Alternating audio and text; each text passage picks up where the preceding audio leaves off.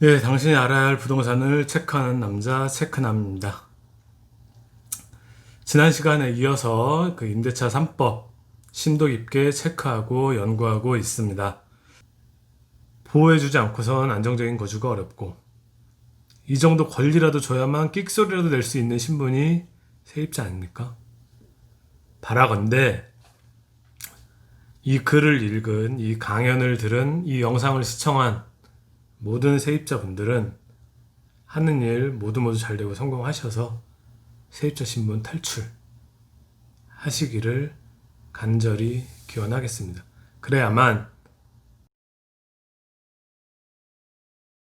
새로운 임차 계약을 맺어야 하는 세입자의 상황을 일반적이면서도 극단적으로 가상해 봅니다. 세입자의 상황을 가상해 볼게요. 아까는 제가 임대인 입장에서 한번 가상해 본 적이 있었죠. 그 엄마와의 스토리를 통해서.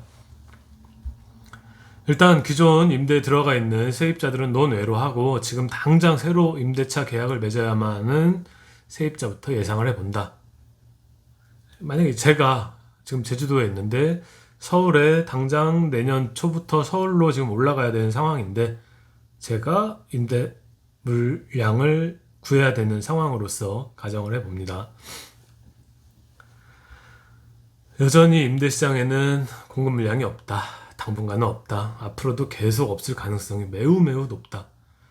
어쩌다 나오는 임대 매물은 과연 가격이 착할까? 이미 나쁜 사람이 돼버린 임대인들이 난 착한 사람이에요. 앞으로는 의무적으로 최소 4년 임대 줘야 한다면서요? 그것도 5%밖에 임대권 못 올린다고 하더군요. 괜찮아요. 4년 동안 싸게 우리 집 마음껏 빌려 가세요. 할까? 현실적으로 그런 사람은 몇이나 될 것이며 당장 내가 임대인이라면 이렇게 할까? 우리 엄마한테는 이러라고 할까? 법을 위반한 국회의원, 국토부 장관이야 공무원들 중에 집 가진 임대인들 진짜 니네는 이렇게 할래? 할 수 있니? 내가 부동산에서 전월세만 몇 년을 했어도 이런 임대인 뻥안 치고 한 명도 못 봤습니다. 단 한 명도 못 봤어요. 정부에서는 부동산 보유세인 종부세와 재산세도 징벌적인 성격으로 무지막지하게 두들겨 대고 있고 세상 어느 천치 바보 멍청이가 아니고서 자기 집을 싸게 빌려줍니까? 세금 그렇게 두드려 맞는데 아무리 생각해도 세입자가 이 상황을 타개할 수 있는 방법은 떠오르지를 않는다. 내가 세입자의 상황이라면 일단 공급 경쟁이 발생되는 신축 단지를 중심으로 죽어라. 발품 팔고 손품 팔고 이품 팔면서 알아보는 수밖에 없을 것 같아요. 단지 자체가 나오면 그때는 그래도 좀 임대 수요가 있으니까 그때는 좀 있잖아요.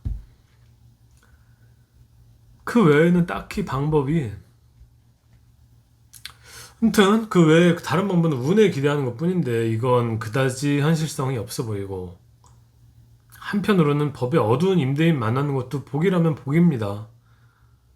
이거 카드 안 쓰면 돼요. 계약갱신 청구권 카드 이렇게 깍 쥐고 있다가 잘 모르니까 우리 임대인은 이런 거 잘 모르니까 계속 묵시적 갱신으로만 그냥 예 사장님 저 2년 더 할게요. 2년 더 할게요. 뭐 이런 식으로 가는 거죠. 그러다가 한 번은 이제 임대인이 아 이제 그만 좀 나가주셔야 될 것 같다. 그러면 그때 이 예, 그 월드컵 때 그 심판 그 사람처럼 꺼내야죠 뭐.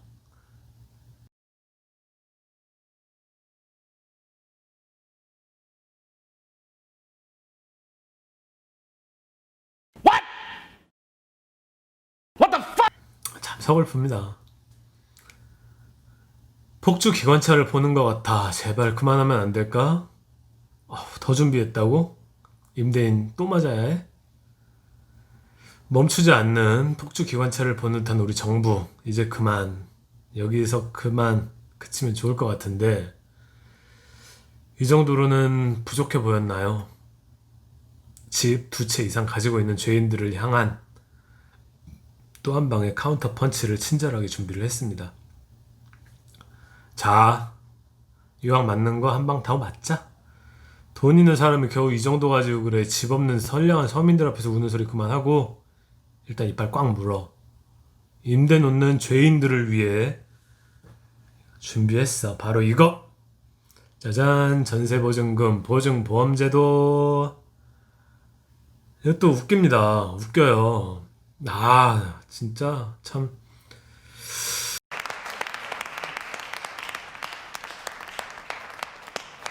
나라 분들한테 이런 얘기하기 그렇죠. 자, 내용 보시죠. 임대사업자. 내가 이제 만약에 우리 집을 전세를 5억에, 아파트를 전세로 5억을 주면, 앞으로는 이 전세 보증 보험 제도를 의무 가입을 해야 돼요. 의무예요. 해도 되고 안 해도 되는 게 아니고 반드시 해야 되는 겁니다. 그러면은 5억짜리 전세를 내놓으면 2년 계약할 거 아니에요. 2년 전세는 보통은 2년 했으니까 2년으로 했을 때 보험료가 438만 원이에요. 5년짜리. 신용 안 좋다는 걸로 일단은 가정을 한 겁니다. 일단 극단적인 상황은 우리 가정해야 되잖아요.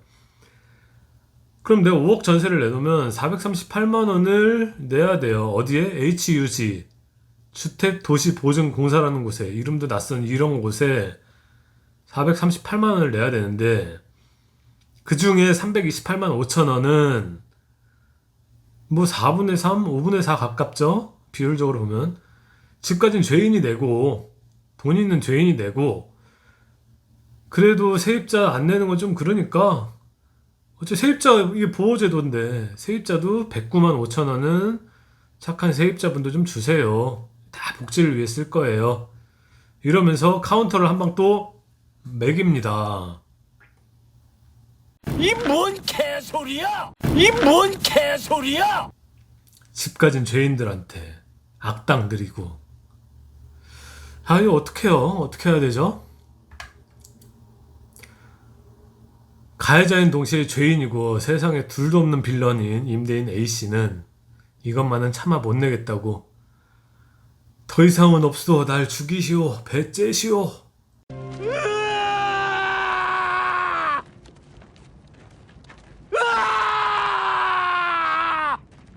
이렇게 나옵니다. 무슨 조선시대 고려시대 때 탐관오리한테 이런 거 우리가 많이 봤는데 그렇잖아요. 그래서 정부는 어라?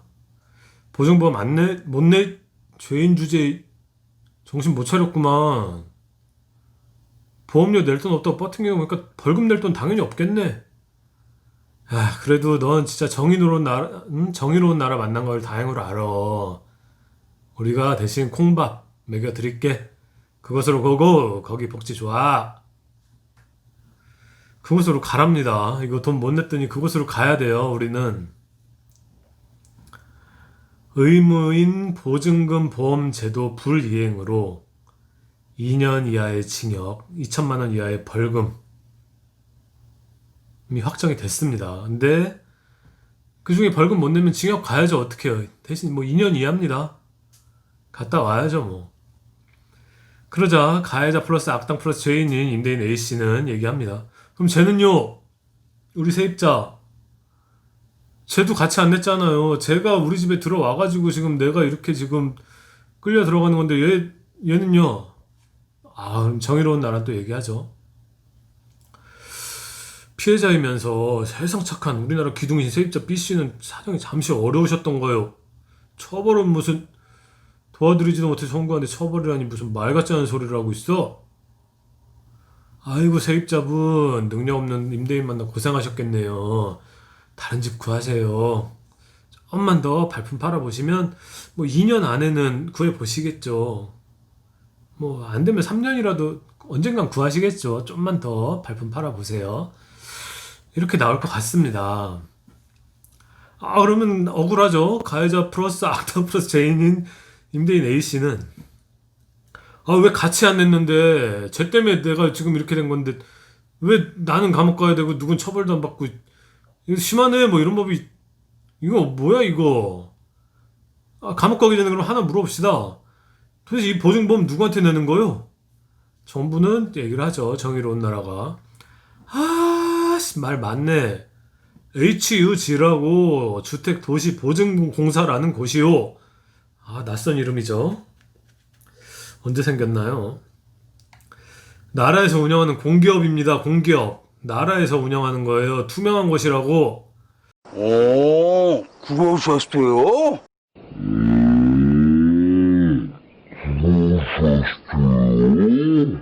결국에 나라가 가져가는 거죠. 나라가 이 돈을 가져가는 거예요. 자, 계속 상황극 이어집니다. 임대인 A와 세입자 B와 정부. 이제 너무 기니까 그냥 가학죄라고 부를게요. 가학죄는 임대인입니다. 임대인 가학죄. 가학죄. 아우, 그럼 결국 나라가 뜯어가는 거네요. 마지막으로 아우, 하나만 더. 보증보험료 너무 세서 그런데 좀 싸게는 어떻게 안. 아, 정부 뜯어가다니 무슨 그런 소리.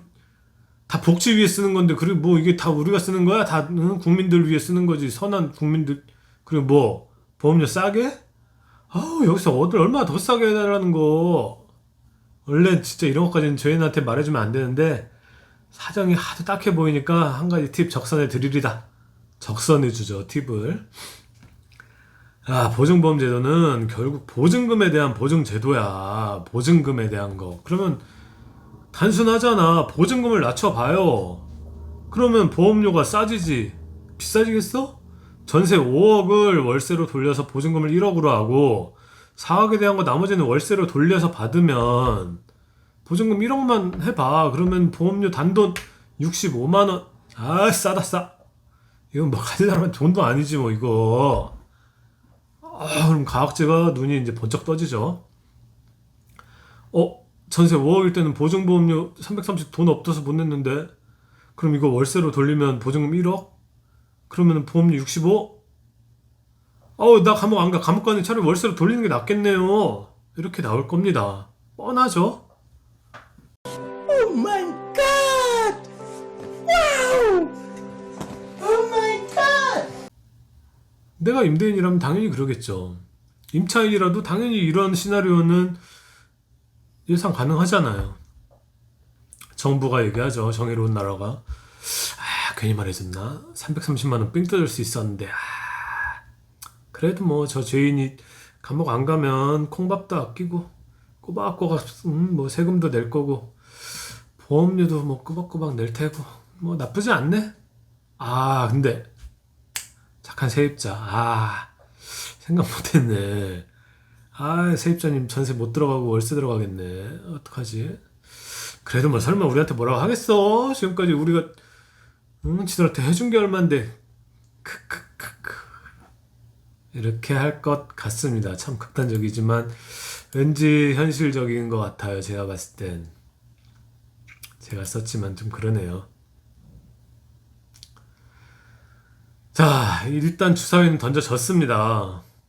세입자와 임대인은 이제 어떻게? 이게 제일 궁금한 부분이죠. 우리가 제일 궁금한 부분. 이제 어떻게 해야 되나?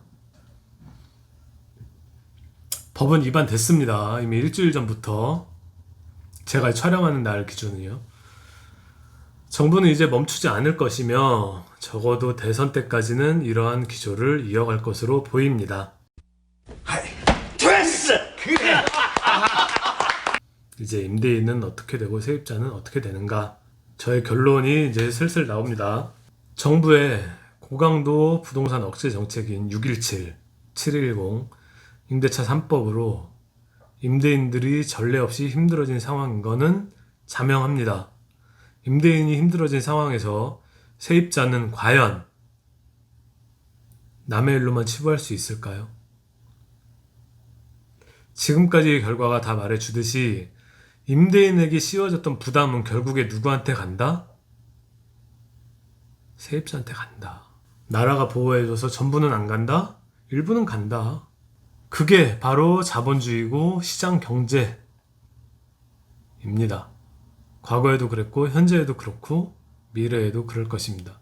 난 체크남은 그동안의 징벌적 부동산 세금 문제와는 다르게 이 임대차 3법 부분은 세입자와 임대인이 나를 세워 대립할 문제는 아니라고, 결코 그래서도 안 된다고 생각을 합니다.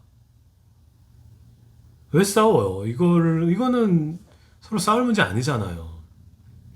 현업 공인중개사이면서 부동산 개통에 10년 넘게 종사한 나로서는 세입자와 임대인은 협력관계여야 된다고 생각한다. 대립관계가 되어서는 어느 한쪽도 생존할 수 없는 관계가 바로 임대차 관계라고 생각한다. 화두는 과연 임대차 3법으로 찍어 눌러버린 임대차 시장은 과연 안정이 될 것인가 라는 부분이다. 주택시장은 그 어느 부동산 시장 중에서도 수요와 공급의 원칙이 철저하게 지켜지고 예민하게 반응하는 시장이다.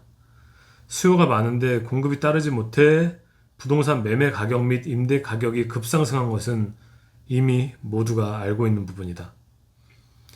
이미 정부도 공급 부분에서 극명한 한계를 인정을 했고 공급 부분에서의 실패는 미디어에서도 수차례 인정했습니다. 당대표까지 나와서 인정했죠. 아마도 당분간은 격변의 시기가 도래해야 할 것이다. 그 과도기가 언제까지일지는 예측하기 어렵지만 결국 정부의 의도대로 순기능이 제대로만 작용한다면 임대인도 장기간의 안정적인 임대 수익을 기대할 수 있을 것이다. 제가 우려스러운 쪽은 여전히 세입자입니다. 여전히 의리고 언제나 의리니까. 모두 이번 임대차 3법이 세입자에게 유리한 법이라고 임대인에게 불리한 법이라고 하지만 임대인은 갑이고 시장경제에서 언제든지 의사결정을 먼저 제안할 수 있는 자본가입니다.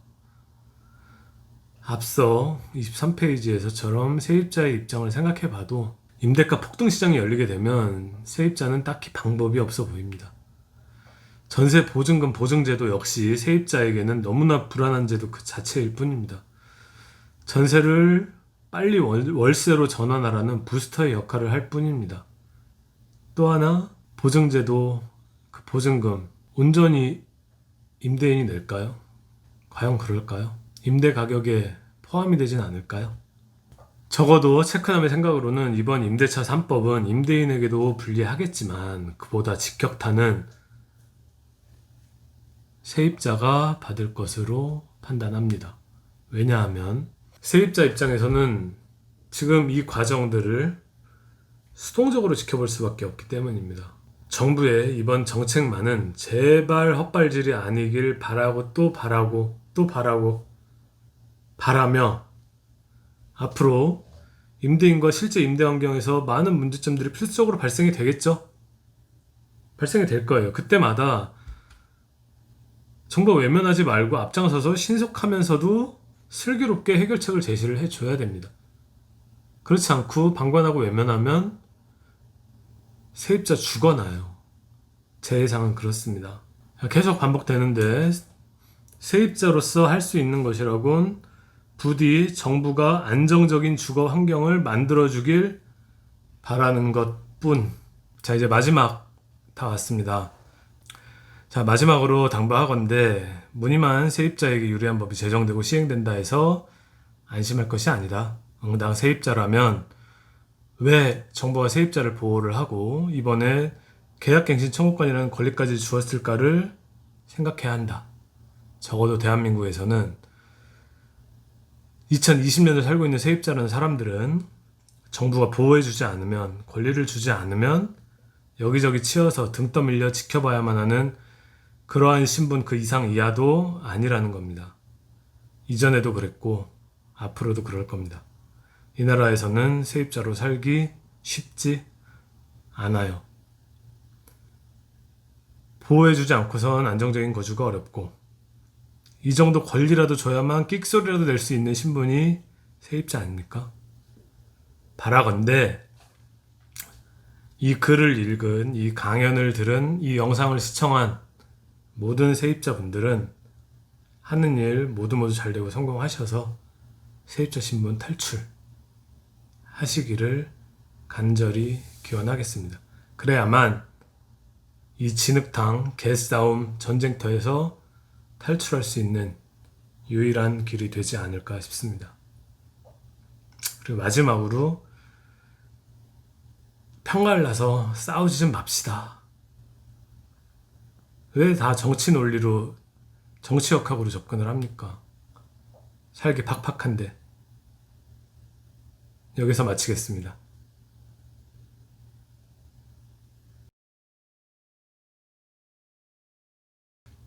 네, 여기까지 체크남이 준비한 임대차 3법에 관한 내용 정리하는 걸로 하고요. 애초부터 강연 목적으로 준비를 했던 PPT 자료라서 과연 유튜브로 편집을 했을 때 얼마나 좀 자연스러울지는 어떻게 나올지는 저도 처음이라서 사실 잘 모르겠습니다. 잘 나왔으면 좋겠는데요. 일단은 뭐 최선을 다해 편집을 하는 걸로 하고요. 네, 지금까지 이 영상이 조금이라도 도움이 되었다, 유익했다라고 생각하시는 분들은 아낌없는 좋아요와 구독 눌러주셔서 저에게 힘을 주셨으면 좋겠습니다. 여기까지 할게요. 고맙습니다.